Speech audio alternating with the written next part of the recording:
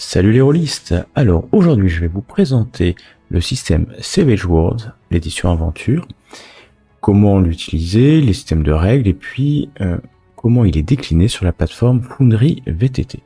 Alors en quelques mots, Savage Worlds c'est quoi? C'est un système générique qui permet finalement de jouer dans tout un tas d'univers différents. Donc c'est vraiment un système très simple. Alors il s'appelle Fast, Fun and Furious, très simple, très rapide. Facile à utiliser, mais il n'est pas simpliste. C'est-à-dire qu'il y a tout un tas d'options qui permet, en fonction de l'univers, du système que vous voulez, de rajouter des options. Pour vous présenter le système basique, en fait, je vais m'appuyer tout simplement sur la présentation d'une feuille de personnage et ça va me permettre d'expliquer les différents aspects du jeu. Déjà, il faut savoir que on va jouer, donc les personnages vont jouer des jokers, c'est-à-dire des personnes exceptionnelles et qui vont être caractérisées par des traits, des atouts, des handicaps, des jetons aussi, on en parlera. Et donc il faut séparer les PJ et puis les PNJ assez exceptionnels qu'on appelle les jokers aux extras. Donc les extras, ça sera des PNJ assez lambda qui sont beaucoup plus simples à décrire et beaucoup plus faciles à vaincre par exemple. Donc pour commencer, voilà une feuille de personnage classique de Swade. Donc elle se présente avec les traits. Alors c'est la base du système. Les traits, c'est les attributs. Alors il y a l'agilité, l'intellect, l'âme, force et vigueur. Et puis des compétences. Donc là j'en ai mis que 4, mais il peut y avoir tout un tas de compétences. Ça me permet d'expliquer la base du système et les dés. Donc chaque attribut ou compétence va être défini par un dé. Donc les dés, c'est des dés de 4 jusqu'à des dés de 12. Voilà, par exemple, je vais mettre l'agilité jusqu'à 12. Et cela va donc correspondre finalement à la puissance de l'attribut ou de la compétence. Donc tout simplement, dans Swade, pour réussir une action basée sur l'attribut ou sur une compétence, il faut faire de base plus que 4. Avec un dé. Donc effectivement, si vous avez juste un dé de 4, c'est un peu compliqué. Un dé de 8 un peu plus facile, puis un dé de 12, voilà, je vous laisse imaginer. Les compétences, c'est de la même façon. Alors il faut savoir que les compétences ne sont pas liées directement aux attributs, mais les attributs vont limiter en quelque sorte le niveau des compétences. Donc par exemple, je vais ici mettre la compétence d'athlétisme. Utiliser la compétence de base athlétisme et dire vous allez lancer un dé de 8, vous avez un dé de 8 dans cette compétence là.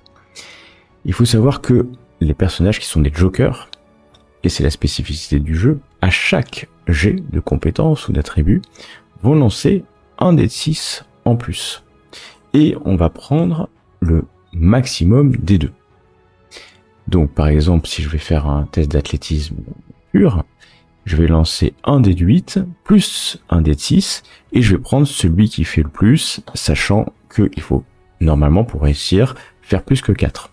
Ça permet à un joker qui n'a que un dé de 4 par exemple dans une compétence d'avoir un peu plus de chances de réussir puisque c'est un joker, un héros. Donc je vais tester comme ça pour vous montrer comment ça fonctionne. Sur Foundry, on lance le test d'athlétisme et puis donc j'ai fait 6 sur le D8 et 4 sur le D6, je vais prendre le maximum, donc j'ai fait plus que 4 de toute manière et je réussis. Seconde règle clé dans Swade, c'est que les dés et tous les dés sont explosifs. Qu'est-ce que ça veut dire? Ça veut dire que si vous faites le maximum sur un dé, vous allez relancer le dé et cela va s'additionner au score. Donc par exemple, si vous lancez un dé de 8 et vous faites 8, vous allez lancer un dé de 8. Si vous faites 8, vous allez relancer un dé de 8, et donc vous serez déjà à 16, et puis ça va s'arrêter quand vous ne faites plus de 8. C'est pareil pour les dés de 6 que vous lancez en tant que joker en plus, donc ça peut vous permettre de monter très haut. Je vais relancer un test de discrétion, voilà, par exemple, pour montrer l'explosion, là le dé a fait 6 à la base, et a refait 3 derrière sur le dé de joker, donc 6 et 3, 9, et ça va faire 1. Mais à quoi ça sert de faire beaucoup plus que 4 pour réussir? Telle est la question. En réalité, à chaque fois que vous allez faire 4 de plus par rapport à la base de réussite, hein, par exemple 8, 12, 16, vous allez réaliser des prouesses. Et plus vous avez de prouesses, plus votre action va être réussie de manière spectaculaire. Vous irez plus vite, par exemple, vous serez mieux caché, vous verrez plus de choses, en fonction du nombre de prouesses que vous faites. Donc il est intéressant de faire beaucoup en combat, vous ferez plus de dégâts, par exemple. Il y a une règle à savoir, c'est que le MJ peut décider que le niveau de réussite, qui est 4 à la base, peut être légèrement supérieur, pour des raisons, par exemple, de contexte, il fait nuit, par exemple, sur la perception, etc. Donc le MJ peut dire que finalement, le niveau de réussite est 6. Et donc là, l'explosion va vous permettre d'atteindre 6. Et là, c'est pareil, les prouesses, c'est toujours 4 de plus que le seuil demandé par le MJ. Donc imaginons que c'est 6 le seuil, la première prouesse sera à 10, 14, 18, etc. Là, vous avez donc le cœur du système. Une règle sur l'échec critique, c'est quand les deux dés, le dé de joker et le dé de compétence ou d'attribut, font 1. À ce moment-là, un chacun. Et à ce moment-là, c'est un échec critique qui va amener le personnage joueur dans une situation sensible, dirons-nous comme ça. Si vous êtes en opposition avec un PNJ, imaginons la discrétion, par exemple, contre la perception. En fait, là, on va prendre le score du meilleur dé. Donc là, je viens de lancer, par exemple, la discrétion, j'ai fait 3 sur le dé de joker. Donc, vous voyez, et puis 2 maximum, voilà. Il faut pas oublier que une action est toujours un succès quand on fait plus de 4. Et donc c'est un échec, une action quand on fait moins de 4. Et donc sur l'action en opposition, si quelqu'un de toute manière fait moins de 4, il ne réussira pas son action de discrétion ou de perception, par exemple. Il est possible que votre personnage n'ait pas de compétence à ce moment-là. Vous allez lancer la compétence à un générique, ça va être un dé de 4, et il aura moins 2. Donc à la fois au jet de compétence, mais aussi au dé de joker, il sera appliqué moins 2. Donc pour récapituler, les attributs, les compétences, donc avec des dés, un seuil de 4 à dépasser, et un joker, un PJ, lance toujours un dé de 6 en plus de son dé de compétence ou d'attribut. Un joker est aussi caractérisé par des tokens, des jetons. Et donc, à quoi servent les jetons? J'affiche de base un PJ à 3 jetons, hein, ils sont sur la feuille de personnage, et donc il peut les utiliser comme ça en les lançant au milieu de la table. Et ces tokens, ces jetons, vont permettre de relancer un jet de trait, par exemple, d'annuler un état de secoué, donc on verra dans les combats les états secoués, de faire un jet d'encaissement, ou de piocher une nouvelle carte d'action d'initiative, de relancer des dégâts, de récupérer des points de pouvoir, des points de magie, ou d'influencer l'histoire, c'est-à-dire en fait avoir un indice pour débloquer une situation. Donc c'est à l'appréciation du MJ. Ces tokens, il y en a 3 par session, c'est la règle de base. En fonction des PJ, il peut y avoir des atouts qui permettent d'avoir d'autres tokens au début, et le MJ peut durant la partie en distribuer, et de manière assez large, hein, en fonction de ce qu'il considère être soit une idée, une bonne interprétation, une bonne réussite. Ça donne un côté assez héroïque et assez prenant à la situation, parce que le PJ à n'importe quel moment peut utiliser un token, à n'importe quel moment. Bien entendu, le MJ en a aussi. Et il en a autant que de PJ au début de la partie, et puis certains de ces PNJ Joker, hein, donc des PNJ assez importants, des boss de fin de niveau, des mini-boss, ont aussi des tokens, c'est souvent 2 par PNJ. Maintenant, je vais vous expliquer comment on crée un personnage, ça permettra de voir tous les onglets de la feuille de personnage. Et donc la création de personnage, c'est assez rapide, en fonction de l'univers dans lequel vous voulez bien entendu jouer. Si vous voulez faire un personnage en quelques minutes, ça va être fait. Si vous avez un univers un peu plus riche, où vous voulez rajouter des compétences, des atouts, ou de la magie, ça va être forcément un peu plus long. Faire un personnage, le mettre au milieu. Première chose à faire, c'est de définir finalement le concept. Quel est le type de PNJ que votre joueur ou joueuse va vouloir jouer? Ça va bien entendu dépendre de votre univers, mais il faut savoir que dans SWAT, il y a tout un tas d'univers disponibles, hein, ça va du médiéval fantastique au space opéra.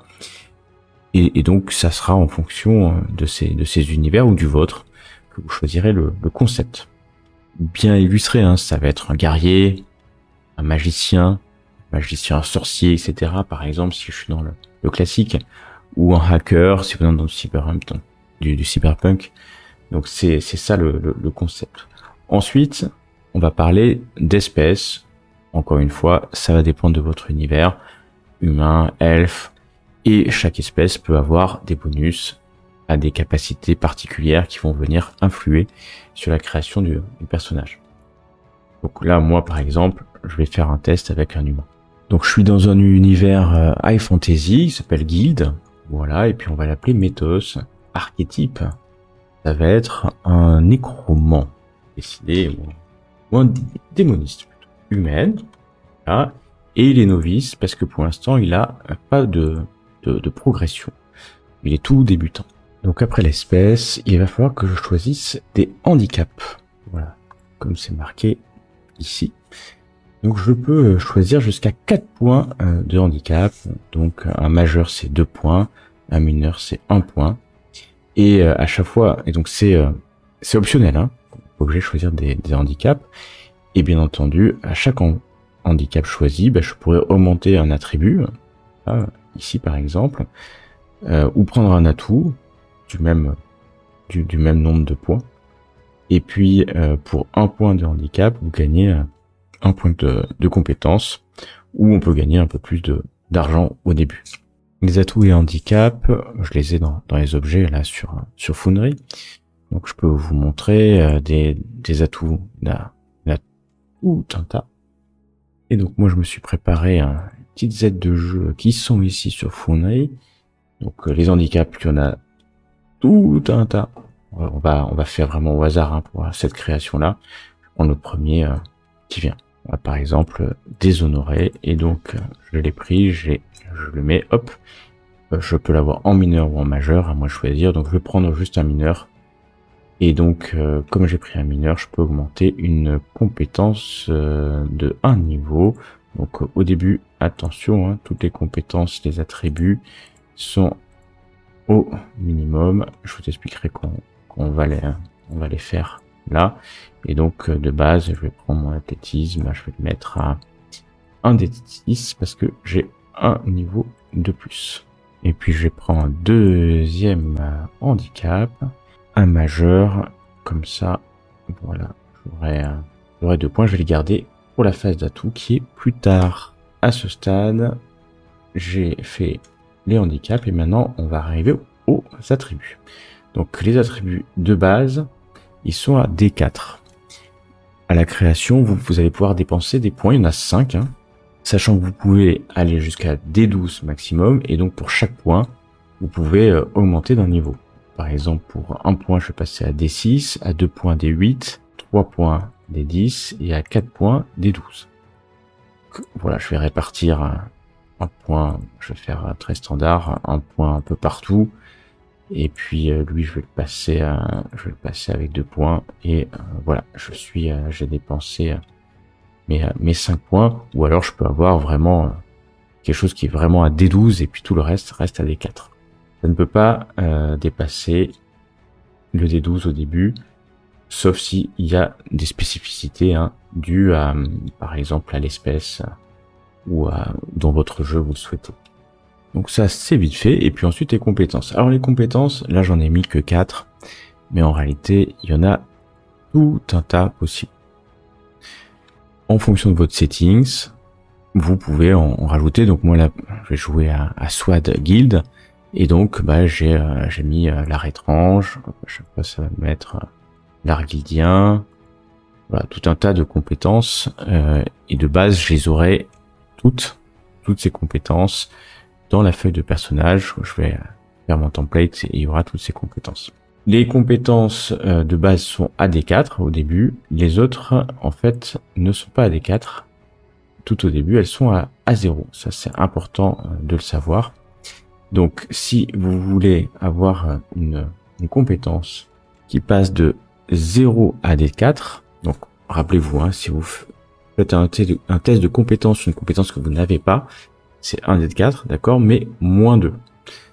Et on dispose de 12 points à répartir dans l'ensemble des compétences. C'est là où va être lié l'attribut, c'est-à-dire que tant que on attribue des points à une compétence et que ça dépasse pas l'attribut lié, ça coûte 1 point par niveau. Et si on est au-dessus de l'attribut lié, ça coûte 2 points. Je réexplique sur un exemple. Par exemple, l'art étrange, c'est lié à l'âme, d'accord, à cet attribut âme, j'ai mis à D6.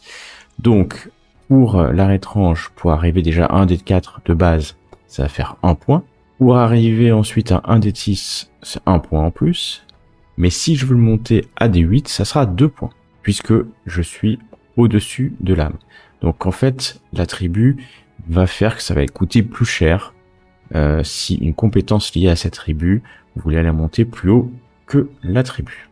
Donc pareil, là je vais pas dépenser les 12 points très vite, je veux juste dire que je veux vraiment que ça soit un expert en art étrange parce que je vais en faire un magicien, un démoniste. Les caractéristiques dérivées ou secondaires, donc on a l'allure, donc ça c'est pour les jeux un peu tactiques, c'est le nombre de cases, ça peut être des mètres, des feats, ça peut être modifié cette allure. Elle peut jouer aussi quand on court, on peut faire un jet de course et donc nous dire combien de cases on va faire en plus. Donc c'est 6 de base plus 2, on va faire 8 cases en courant. Il y a la parade. Donc la parade, c'est effectivement le seuil de réussite qu'il faut faire pour pouvoir vous toucher. Et donc c'est égal à 2 plus la moitié du dé de combat. Donc là, par exemple, j'ai pas de dé de combat, je vais le rajouter pour vous montrer. Voilà, donc j'ai mis combat, agilité, j'ai un dé de 8, donc la moitié du dé de 8, c'est 4. 4 plus 2, donc j'ai une parade de 6. Et la résistance c'est 2 plus la moitié du dé de vigueur, donc là voilà, j'ai que 4, donc ça fait 4. La résistance c'est pour encaisser les dégâts. Bon, tout à l'heure j'ai pris 2 handicaps, un pour augmenter une compétence et un deuxième de 2 points que je veux garder pour mes atouts. Voilà, pareil, j'ai toute une liste d'atouts assez longue, de tout type. Donc par exemple, moi, je vais plutôt vouloir être sur la magie. Et je veux pouvoir recharger mes points de pouvoir par heure. Donc je vais aller chercher les sources de pouvoir. Mais en fait, je ne peux pas. Puisque je n'ai pas le niveau requis, je suis novice. En âme, je n'ai pas suffisamment. Et en plus, donc en fait, c'est un pouvoir qui pour l'instant, on l'a vu, on le voit dans le tableau, n'est pas accessible. Donc il va falloir que je prenne un pouvoir où j'ai accès. Bon, par exemple, je vais prendre point de pouvoir. Hop, ça c'est accessible aux novices. Voilà, les atouts sont, on peut en gagner dans l'expérience, des nouveaux atouts et doivent suivre des prérequis. Mais je vais vouloir quand même une capacité spéciale qui accorde des pouvoirs parce que je suis après tout démoniste. Et donc, je vais donner au personnage la capacité d'être démoniste. D'ailleurs, l'onglet pouvoir apparaît à ce moment-là sur la feuille de personnage. Donc, les atouts et l'équipement. Alors, l'équipement, c'est en dollars, c'est en guilder, c'est la monnaie locale. Et puis, vous allez pouvoir avoir tout type d'armes, de boucliers divers, etc. Là, je joue à guild, donc en fait j'ai mis dans l'équipement en divers les points loup, mais c'est très spécifique à l'univers guild. Vous pouvez créer tout ce que vous voulez, il suffit de rajouter du matériel. Les armes vont faire des dégâts, les armures vont protéger, les boucliers augmenter la parade par exemple. Donc voilà, on a créé un personnage quasiment from scratch en quelques minutes. Si je vais prendre le plus compliqué, je vais prendre avec des pouvoirs, qui va me permettre de dire est-ce que je fais de la magie, type de magie. Alors ça peut être des pouvoirs, tout un tas de choses, ça peut être des pouvoirs de super-héros, des pouvoirs psychiques, des pouvoirs spirituels, divins, etc., magiques. Donc par exemple là j'ai créé vite fait un pouvoir qui est convoquer un démon, parce que ça va être un démoniste. Il faut que je mette le rang nécessaire, le nombre de points de pouvoir, la portée, la durée. Voilà. En fonction du settings, vous pouvez créer vos propres pouvoirs. Et je vais pouvoir du coup lancer. Voilà, convoquer un démon, donc c'est sur l'arrêt étrange. Et je vais utiliser des points de pouvoir. Hop, et lancer mon test d'arrêt étrange. Voilà, j'ai fait 8, normalement un succès puisque c'est supérieur à 4. Et j'ai convoqué mon démon. Bien entendu, le pouvoir, il faut qu'il soit un peu plus décrit en termes de nombre de dépenses en fonction de votre settings, bien entendu, de votre univers. Et donc, vous avez vu à peu près tout. Alors, bien entendu, il y a la partie description. Je peux ajouter des progressions, donc ça va être un nouvel atout, par exemple. Voilà, que je vais mettre ici. Ça peut être un nouvel atout, augmentation d'une compétence. Ça va permettre de suivre au fur et à mesure de l'expérience. J'en parlerai un instant, l'expérience, mais vous allez progresser à chaque scénario et avoir des progressions supplémentaires qui correspondent à ce que vous pouvez prendre ici. Et donc faire de votre personnage un personnage qui va être de plus en plus, finalement, de plus en plus puissant, jusqu'à ce qu'il devienne aguerri. Voilà, maintenant je suis aguerri. Ça a changé parce que j'ai fait plusieurs scénarios, donc je suis plus novice, je suis aguerri. Et puis après, de plus en plus, je vais faire évoluer mon personnage. Donc c'est pas vraiment des XP, hein, c'est pas des, mais c'est en fonction de l'avancement et de votre MJ, vous allez pouvoir prendre ce qu'on appelle des progressions qui vont se cumuler. Maintenant qu'on a vu la création de personnages et puis comment en fait on fait des jets, une idée, hein, tout va être sur la feuille là. Je vais vous montrer quand même comment fonctionne une confrontation. Alors on a fait des tests en opposition, hein, force contre force par exemple, ou perception discrétion, ça je vous ai montré. Et donc je vais plutôt parler de confrontation physique de combat. Donc déjà pour commencer un combat, il va falloir donner une arme au personnage. Donc je prends un couteau, un petit couteau de base, ça marche pareil quelles que soient les armes. Je vais décrire l'arme, je vais mettre bien le trait qui est associé, hein. Donc là ça va être combat, la compétence combat que j'ai mis tout à l'heure, voilà. Et donc je vais mettre dans l'inventaire le couteau. Voilà, et donc il a un couteau, et puis il va rencontrer maintenant un adversaire, donc je vais avoir un loup. Et je vais mettre une petite image aussi pour que Métos ressemble à quelque chose. Voilà. Le round de combat, l'affrontement, donc ça va se répartir en notion de round. Donc dans un round, chaque joueur ou protagoniste va avoir un tour, et dans chaque tour, il va avoir des actions. Des actions, donc, c'est un mouvement et une action. Il peut y avoir des actions gratuites, hein, du type parler quelques mots, par exemple, un très léger déplacement. Donc, ayez en tête, voilà, à chaque tour, un personnage a droit à un mouvement, le nombre de cases dont on a parlé précédemment, et une action, attaquer, lancer un sort, par exemple. Comment va-t-on déterminer l'initiative? Eh ben, dans SWAD, ça se fait avec des cartes. Voilà, avec des cartes à jouer, hein. Donc, je vais vous montrer. Donc en haut à droite, hein, c'est le turn order sur Foundry, et donc bah, on va lancer l'initiative. Donc je vais le lancer pour le loup. Donc il a fait un 10 de trèfle et un 5 de carreau pour Métos. Et donc en fait c'est assez simple. Ça va de l'as au 2. Donc on va commencer par celui qui a fait le plus haut, et puis en cas de même numéro, hein, ça sera le pic, le cœur, le carreau ou le trèfle. Si vous tombez sur un joker, c'est possible, mais vous jouez quand vous voulez dans le tour, à n'importe quel moment, même quand quelqu'un est en train d'agir. Et en plus, vous avez plus 2 pendant tout ce round, vous avez plus 2 au trait, donc compétence attribut, et aux dégâts. Et en plus, moi j'utilise cette règle, chaque joueur va recevoir un token en plus. Voilà. Et ça marche de la même façon pour les PNJ, hein, s'ils font un joker. Donc ça c'est l'initiative. J'indique quand même que à chaque round, on va retirer une carte. Voilà. Avec Foundry c'est fait automatiquement, sinon si vous jouez autour d'une table, vous allez retirer une carte à chaque round, ce qui fait que l'initiative va changer à chaque round. Il y a des paramètres qui changent l'initiative des gens. Quelqu'un qui sera très rapide, par exemple, il va avoir un atout, par exemple. Il y a des atouts. Je tire 2 cartes et je choisis la meilleure. Ou je suis lent, donc je tire 2 cartes, je prends la plus faible. Donc il y a tout un tas d'atouts autour du combat qui vont faire en fait que les personnages vont être avantagés ou désavantagés en tirant l'initiative. On va considérer, donc on a fait l'initiative, le personnage qui a fait le plus haut, donc là c'est le loup. Ben moi je vais dire que son action, ça va être, il est assez loin, donc pour l'instant il va juste courir. Il va courir vers Métos pour l'attaquer, et ça va être, comme il est loin, c'est une course, et donc ça va être toute son action du round d'arriver, il va arriver au contact. Moi ce que je fais, c'est que je fais une carte par groupe d'opposants, surtout quand c'est pas des jokers et que c'est des extras, hein, par exemple un groupe de loups, quelques brigands.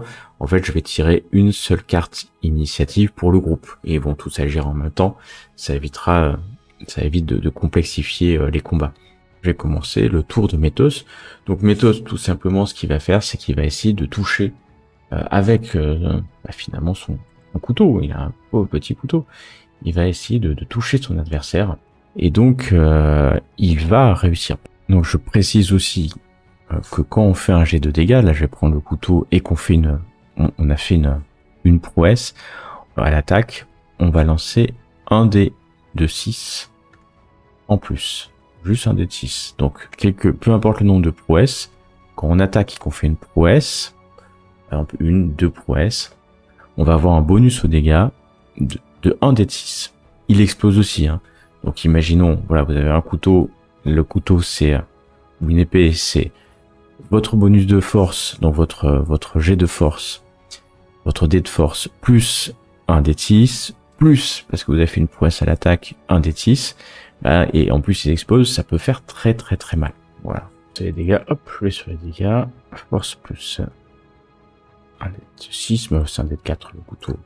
4 dégâts. Et c'est là où on va aller devoir comparer avec la résistance de la créature qui est en face. Donc vous voyez, là, il a 6, et donc pour faire des dégâts, il va falloir faire plus que la résistance. Alors, attention, les armures peuvent augmenter la résistance, par exemple.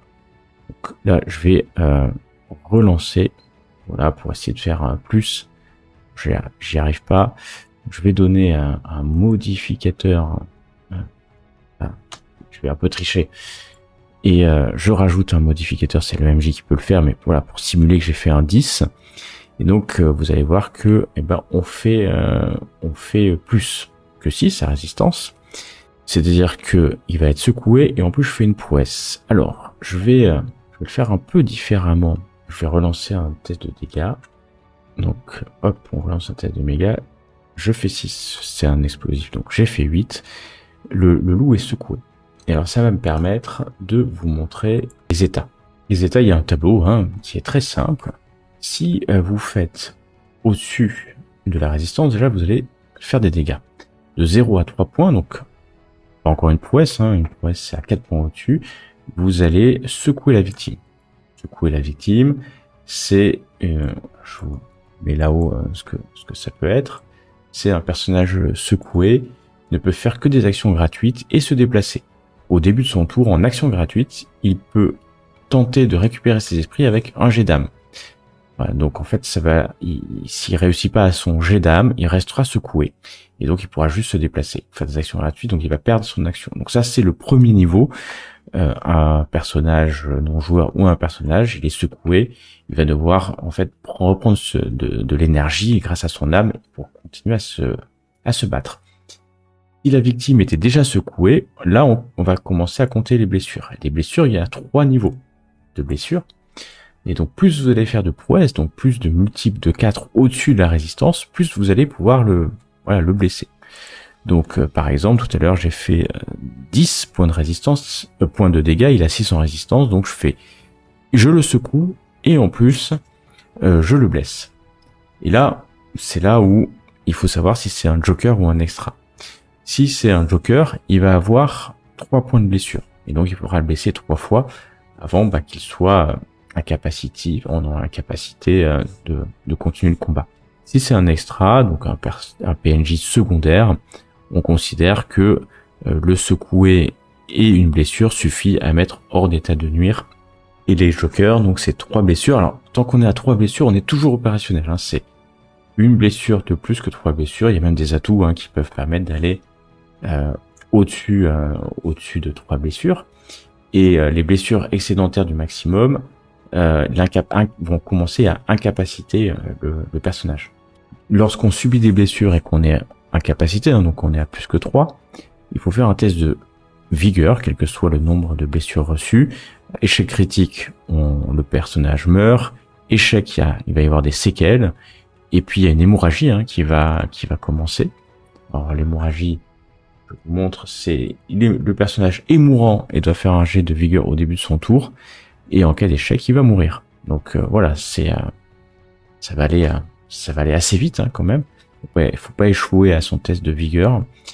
Et si on reçoit une blessure et qu'on réussit son test de vigueur, un succès, il y aura une séquelle, mais ça va disparaître et on va pas mourir. Et une prouesse, et ben les séquelles vont disparaître assez rapidement.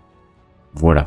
Donc l'incapacité veut pas forcément dire la mort hein, tout de suite, mais dès qu'on dépasse le seuil maximum de blessure, ça commence à être assez dangereux parce que si la vigueur est faible, le personnage peut mourir assez vite. Donc en résumé, un extra, ça va être secoué, l'état secoué, et puis une blessure, et un joker, un PJ, ça va être un peu plus compliqué de le tuer, et un joker PNJ aussi. Voilà. N'oubliez pas qu'il y a des points, des jetons, hein, qui vont permettre de relancer les dégâts, mais aussi par exemple d'éviter des attaques mortelles par exemple, ou annuler un état secoué, ou même relancer un test de vigueur si besoin. Donc ça peut être intéressant en combat, même il est plus qu'intéressant d'utiliser les tokens. Voilà pour le combat au corps à corps, et donc il va y avoir un échange hein, comme ça de coups, hein, et c'est bien sûr la parade et la résistance, caractéristiques dérivées que nous allons utiliser. Si nous sommes sur une attaque à distance, par exemple avec un arc, ou un pistolet, ou toute arme à distance, on va rester, il n'y a pas d'opposition, on va rester sur un seuil, ça va être le 4 hein, à réussir, mais en fonction de la portée, le seuil va augmenter. En fonction de si l'adversaire court, par exemple, ou se protège, là aussi, il va y avoir en fait un modificateur au seuil à atteindre avec le dé. Donc c'est de la même façon, hein, ça marche exactement de la même façon, mais là c'est pas la parade qui joue, ça va être la distance et le seuil qui va être modifié en fonction des circonstances. Pour illustrer vraiment les dégâts, je vais vous montrer par exemple, imaginons que Métos après le combat soit secoué, et puis bah voilà, il a 2 points de blessure. 2 blessures, pas 2 points de blessure, mais 2 blessures. Et là, vous allez voir qu'il va y avoir un malus ACG en fonction du nombre de blessures qu'il a. Donc c'est -1 à l'allure et puis à tous les jets de traits en fonction du nombre de blessures. Donc ça va de -1 à -3. Et donc là, je suis à -2. Je vais faire un test d'arrêt étrange. Voilà, il me rappelle que je suis secoué. Et en plus, bah, du fait de ma blessure, il va appliquer -2. Donc j'ai fait 2 et 3, même si sur mes dés j'ai fait 4 et 5. Il y a d'autres états hein, en fonction des circonstances, si on est vulnérable, voilà, par exemple distrait, immobilisé, là ça va générer des malus. Ils sont sur le tableau que je montre à l'écran. Je les fais pas tous, mais effectivement c'est important de les avoir en tête. Vous parlez de l'utilisation des jetons hein, dans les blessures. Un jeton peut permettre de faire un jet d'encaissement. Donc ce jet d'encaissement, il se fait mais que si on utilise hein, un jeton. Il se fait juste après avoir subi des dégâts, mais avant d'avoir appliqué les blessures et les conséquences. Ce jet d'encaissement, c'est un jet de vigueur supplémentaire, et chaque succès et prouesse permet d'annuler un niveau de blessure.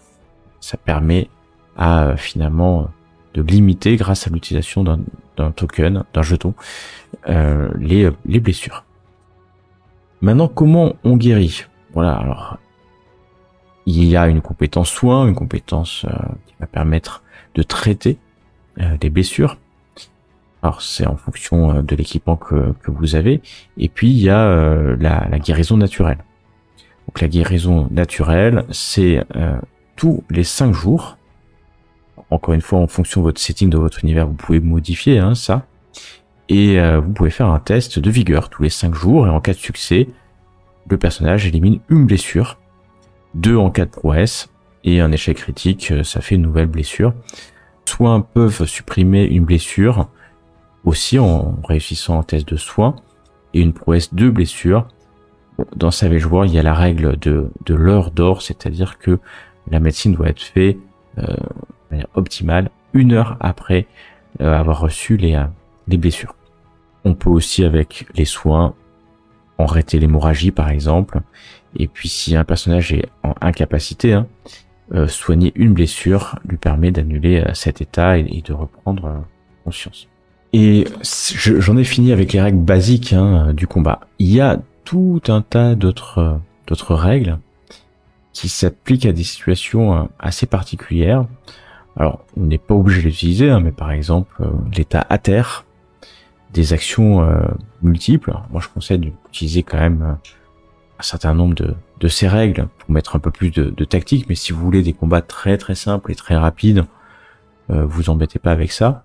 Les actions multiples, c'est-à-dire vous pouvez faire dans un round plus d'actions, mais il faut le définir au début, donc vous aurez au-delà de la première action, -2 à toutes les actions. Donc si vous faites par exemple 2 actions dans le round, vous aurez -2 aux 2 actions. Et si vous voulez faire 3 actions dans le round, vous aurez un malus de -4 aux 3 actions. Voilà. À chaque fois, n'oubliez pas, vous avez le dé de joker, mais -4, c'est quand même déjà, à 3 actions, c'est déjà... Vous pouvez rajouter dans les règles de SWAD l'attaque à plusieurs ou l'attaque avec 2 armes, donc un malus, un bonus à l'attaque si vous attaquez à plusieurs contre une seule créature, attaquer avec 2 armes, donc qui permettent de rajouter un bonus à son jet de combat. Vous pouvez aussi décider de cibler une partie, par exemple. La main, c'est -4, ça désarmera l'adversaire, un membre particulier, un point vital, par exemple, c'est-à-dire prendre un malus de -4 pour avoir un bonus de +4 en cas de dégâts. Il y a les attaques par surprise, par exemple, pareil, vous pouvez mettre un bonus. Il y a l'attaque totale qui vous permet d'avoir un +2 au jet de combat et aux dégâts, mais le héros va être vulnérable. Tous ces états ou toutes ces situations de combat vont venir jouer finalement sur le seuil de réussite à atteindre.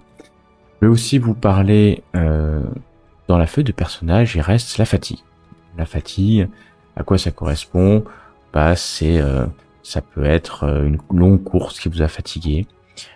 Il fait froid par exemple, et donc on a l'état de fatigue 1 avec 1 point, on est fatigué, avec 2 on est épuisé, et donc on a -2 à tous ces seuils, et puis au-dessus de ce niveau de fatigue, on devient incapacité, et donc on ne peut plus faire d'action, et on peut sombrer dans l'inconscience au choix du MJ.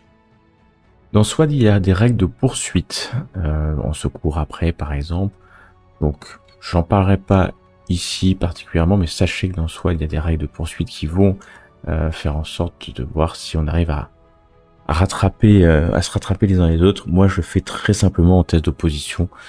Voilà, donc je le fais de manière très narrative. Donc, dans chaque univers que vous avez, vous aurez des spécificités. Donc, vous pouvez avoir des spécificités liées à votre univers. Donc, vous pouvez avoir, en fonction, la chance insolente, les héros ne meurent jamais, par exemple, qui vous permet de customiser votre univers avec des règles spécifiques SWAD. Voilà ce que je pouvais vous dire sur les règles basiques. Maintenant, je vais prendre quelques instants pour présenter spécifiquement ce qui existe sur Foundry pour les MJ qui veulent maîtriser sur Foundry. Et donc le système de jeu est particulièrement bien développé, et merci à la communauté qui développe ce système. De base, vous aurez accès à le système de règles, à tous les handicaps, à tout, mais qui font référence aux livres et aux bouquins édités par Black Book Édition. Je vous donne l'exemple, par exemple, hop, l'atout, et voilà, ça fait référence. Donc, vous avez le corps de, on va dire, l'objet, mais le texte doit être cherché dans le livre. Et donc il y a pas mal de paramètres sur Foundry que vous pouvez utiliser. Alors les règles de base du monde, les règles d'univers, je vous ai présenté, on peut les activer, la liste des compétences de base. Vous allez pouvoir, donc moi j'ai changé par exemple le type de monnaie, j'ai mis le nom guilder, les jetons, le nombre de jetons du MJ, à quoi il ressemble aussi. Et puis on peut rajouter des caractéristiques additionnelles. Donc moi je vais rajouter par exemple pour mon univers le loup, mais ça pourrait être des points de santé mentale, ça pourrait être de l'énergie, voilà, tout un tas de données au niveau personnage que vous voulez rajouter. Des settings assez habituels, donc on peut cacher si le PNJ a un joker, lors de l'initiative, avoir des messages ou pas, le métrique ou mesure impériale.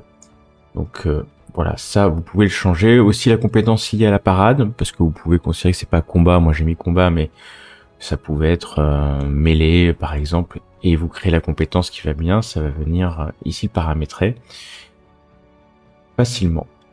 Voilà les quelques settings de base. Il existe pas mal de modules Foundry pour SWAD, des macros, un better roll, c'est ce que voilà, j'ai utilisé ici en bas et à droite, qui vous permettent avant le lancement de dés de pouvoir rajouter, enlever des nombres de dés par exemple, ou des modificateurs juste du trait ou juste aux dégâts. Donc ça c'est assez pratique. Il y a un NPC importer, donc c'est quelque chose qui vous permet sur la base d'un PDF prendre un personnage non joueur sur un PDF en anglais et puis de l'importer. C'est ce que j'ai fait par exemple pour le loup.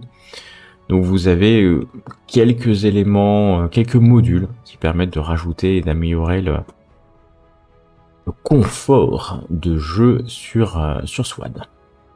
Il y a aussi Token Hub qui fonctionne plutôt bien ici sur SWAD. Donc en résumé, en quelques mots, système très très bien développé sur Foundry, assez automatique, bien automatisé avec des macros aussi, par exemple, de base, on peut donner des cartes, etc.